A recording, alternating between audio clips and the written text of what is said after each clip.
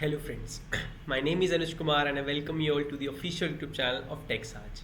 आज की ये वीडियो होने वाली है हमारी what to do with your first salary, और आपको अपनी पहली सैलरी, आपको अपना पैसा कहाँ खर्च करना चाहिए। जब नई नई जॉब लगती है ना, तो जब पहली सैलरी आती है तो इट फील्स गुड ऑब्वियसली, ठीक है। बट अब क्या होता है ना, अब क्या होगा, आपकी पहली सैलरी आती है, आपके खर्चे बढ़ना स्टार्ट हो जाएंगे। तो आज की वीडियो में हम लोग यही देखने वाले हैं कि how to manage your money. It's basically about the personal finance, कि अपना पर्सनल फाइनेंस कैसे मैनेज करें। अगर आप किसी एक अकाउंटेंट फील्ड से हैं या फिर फाइनेंस फील्ड से हैं, तो आप दूसरों का फाइनेंस तो मैनेज करते ही होंगे ऑब्वियसली, बट अपना पर्सनल फाइनेंस मैनेज करना भी बहुत इंपॉर्टेंट पार्ट है, ठीक है। तो आज हम लोग यही देखने वाले हैं, तो let's just start with it, ठीक है। सबसे पहले फर्स्ट ऑफ थिंग कि इट गुड, अपना आपको सेलिब्रेट करना, अपना सक्सेस को सेलिब्रेट करना अच्छी बात है, बट ऐसा नहीं करना कि आपकी सैलरी 50,000 है और आपने सेलिब्रेशन में 40,000 उड़ा दिए, ठीक है। सो सेलिब्रेट स्मार्टली, ठीक है। It's okay to celebrate but do not overspend it, ठीक है। एक पोर्शन निकाल लो अपनी सैलरी में से 5-10% और थोड़ा सा अगर आपको लग रहा है कि 12-15% तक भी, तो आप एक पोर्शन निकाल लीजिए and enjoy with your friends family, जिसके साथ आप वो सक्सेस सेलिब्रेट करना चाहते हैं, ठीक है। अब क्या करना है ना, आपको एक एक्सेल शीट बनानी है, ठीक है। फर्स्ट ऑफ ऑल आपको सबसे पहले अपनी इन हैंड सैलरी लिखनी है। आई नो कि ये एक्सेल शीट बनाना इतना इजी नहीं है और हर बार आप नहीं कर सकते, बट इसके लिए ना पर्सनल फाइनेंस के लिए भी आपके पास ना काफ़ी सारी ऐप्स होती हैं।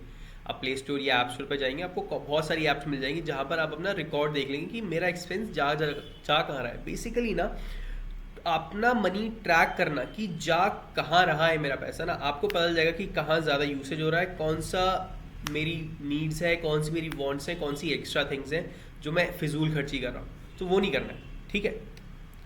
तो अभी कोई भी आपका पेंडिंग डेट है, आपने कोई पर्सनल डेट लिया हुआ है, या घर में किसी की शादी हुई है तब आपने कोई पैसा लिया हुआ है, या फिर आपका कोई एजुकेशन लोन चल रहा है, ठीक है। तो आपको ना एक कैटेगरी वाइज उसे डिसाइड करना है कि यार इस पे 12% जा रहा है मेरा इंटरेस्ट, इस पे 10% जा रहा है। सो आपको उस कैटेगरी वाइज उसमें से अलॉट करना पड़ेगा कि भाई पहले ये हायर इंटरेस्ट रेट वाला, पहले ये ख़त्म करूँगा मैं धीरे धीरे धीरे धीरे, और फिर उसके बाद बाकी सारे डेट्स ख़त्म करूँगा। सबसे पहला मोटिव यही होना चाहिए।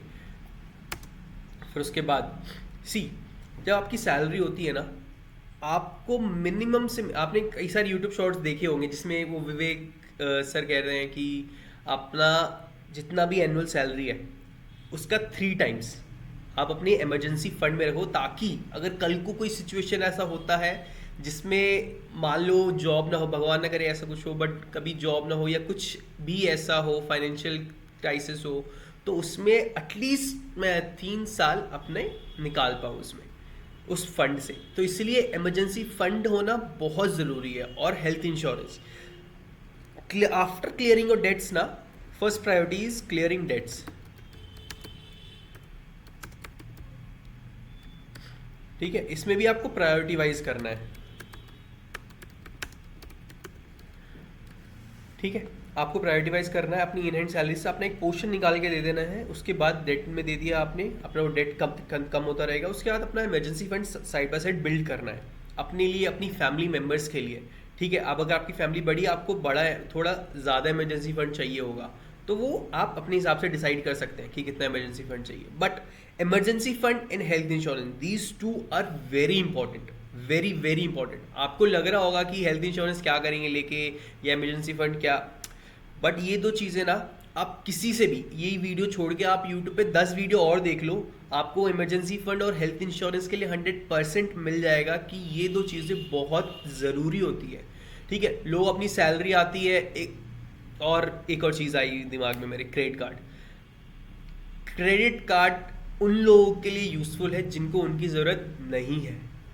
आपको अगर क्रेडिट कार्ड की ज़रूरत पड़ रही है, आप उसी वक्त, वो एक अलार्म की तरह है कि आप क्रेडिट कार्ड यूज़ मत करो। मैंने इसे बहुत से लोग देखे अपने पर्सनल में भी और वैसे भी, कि जो क्रेडिट कार्ड के क्रेडिट ट्रैप में भर जाते हैं। अब वो क्या करते हैं कि 1 महीने का क्रेडिट ट्रैप आया, उनका मिनिमम ड्यू भरा उन्होंने। अब और एक और कुछ लोगों को तो पता भी नहीं होता कि अगर क्रेडिट कार्ड में जैसे आपका बिल ड्यू होता है तो एक टोटल अमाउंट होता है, एक मिनिमम ड्यू होता है, तो वो लोग मिनिमम ड्यू करके कि भाई मिनिमम ड्यू इतना था, हमने भर दिया, बाकी का भर देंगे आगे। उन लोगों को ये पता भी नहीं होता कि अगर आपने सिर्फ मिनिमम ड्यू नहीं भरना होता, टोटल अमाउंट आपको फिल करना पड़ता है अपनी ड्यू डेट तक, ठीक है। और ड्यू डेट से 2 दिन पहले तक अगर फिल कर देंगे तो क्रेडिट स्कोर आपका अच्छा मेंटेन रहेगा। बट वो मिनिमम ड्यू भर के और फिर उस पर इंटरेस्ट पेनल्टीज लगता रहता है, फिर अगली बार वो दूसरे क्रेडिट कार्ड से यूज़ करते हैं, फिर इससे पे करते हैं, फिर ये एक डेट ट्रैप बन जाता है। और ये बहुत ख़राब चीज़ है, बहुत ख़राब चीज़ है। स्पेशली यंगस्टर्स जो क्रेडिट कार्ड लेके बड़ा रहते हैं कि रिवॉर्ड पॉइंट्स मिलेंगे या फिर ये मिलेगा। मैं खुद इससे आ चुका हूँ। वैसे मैं भी जब मेरा नया नया क्रेडिट कार्ड लिया था, मैं खुद डेट ट्रैप में फंस चुका था। मैं बहुत मुश्किल से निकला वहाँ से, ठीक है। क्रेडिट कार्ड बंद करवाए हैं, पूरे ब्लॉक कर दिए हैं सारे के सारे। इमरजेंसी के लिए रखा हुआ है उसे बस मैंने, इमरजेंसी के लिए, सिर्फ और सिर्फ इमरजेंसी के लिए, ठीक है। तो ये चीज़ बहुत ज़रूरी होती है समझना, ठीक है। अपना पैसा स्मार्टली इन्वेस्ट करना है, स्मार्टली खर्च करना है, ठीक है। अब ये भी नहीं है यार कि मैं 50,000 कमा रहा हूँ, अब मैं पैदल जा रहा हूँ 10 रुपये रिक्शे से जाने के लिए, ऐसा भी नहीं करना है ऑब्वियसली, और ऐसा कोई करेगा नहीं। बट स्टिल बहुत से होते हैं लोग, अपना टाइम भी बचाना है, ठीक है। Time is money obviously.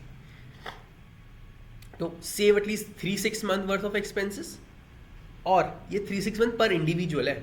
अगर आप 3 से 6 महीने का एक्सपेंस अपने पास रखेंगे ना पर इंडिविजुअल, आप में 3 लोगों की फैमिली है, 4 लोगों की फैमिली है, ये डिपेंड करेगा। आप मेरी मानो तो मिनिमम से मिनिमम साल भर का 6 से 12 महीने का इमरजेंसी फंड आपके पास, आपकी फैमिली मेंबर्स के लिए, डिपेंडेंट फैमिली मेंबर्स के लिए होना चाहिए, हर किसी के पास। एकदम से नहीं आएगा, स्टेप बाय स्टेप्स आपको बनाना पड़ेगा। अपनी सैलरी में से एक पोर्शन इसके लिए भी निकाल के रखना पड़ेगा आपको, ठीक है। अपने फंड्स के पास रखेंगे और स्टार्ट इन्वेस्टिंग, ठीक है।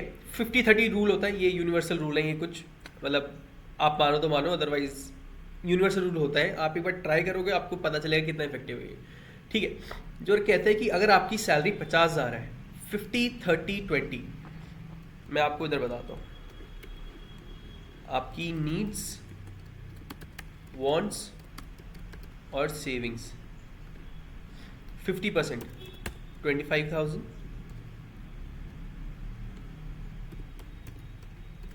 30%,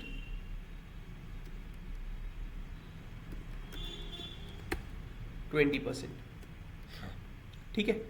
अपनी नीड्स के लिए आप 25,000 रुपये रख सकते हैं, ठीक है। वांट्स के लिए 15,000। बट आपको ये चीज़ें ना, आप ये रूल ऐसे फॉलो नहीं कर सकते, क्योंकि अब देखो ये रूल सबके लिए नहीं हो सकता। अब ये रूल अगर मान लो मेरे लिए है, मेरे पास कोई एजुकेशन लोन नहीं है, मेरे पास किसी का कोई डेट नहीं है, कुछ खासा खर्चा नहीं है, तो मैं अपनी वांट्स को कम कर सकता हूँ, सेविंग्स को बढ़ा सकता हूँ, ठीक है। ये यूनिवर्सल रूल है। आपको इस रूल पे कहीं पे भी आप देखोगे कि कोई आपको बताए कि 50-30-20 रूल अप्लाई करो, 40-60-20 रूल अप्लाई करो, ये रूल्स नहीं, सब हर इंडिविजुअल के लिए डिपेंड करता है ये चीज़ है, ठीक है।